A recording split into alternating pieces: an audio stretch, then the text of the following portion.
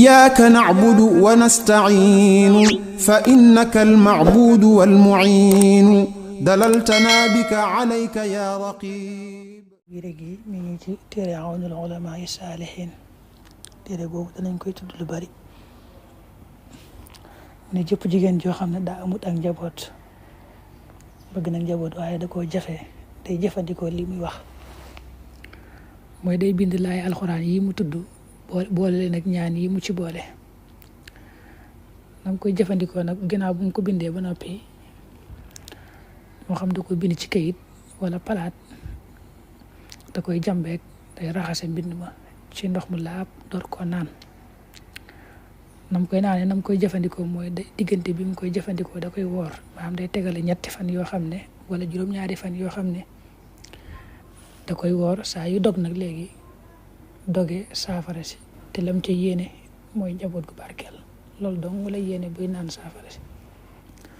mais ci sartum nag jigéen ji moom doon ab julli dëgg-dëgg doon ko nangoo jaamu yàlla nee na bu defee lii mu wax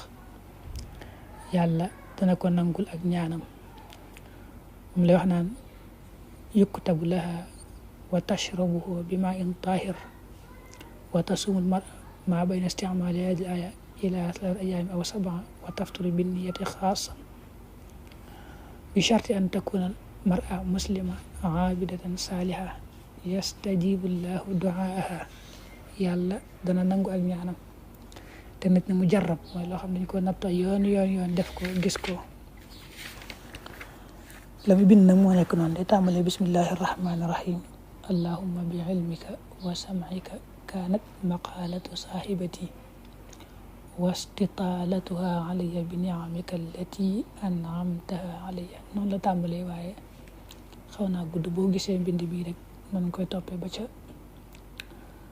mujj ga la ca mujj mooy allahumma ya allah ya allah nam de allah ko baam na ko juróom-ñaari yoon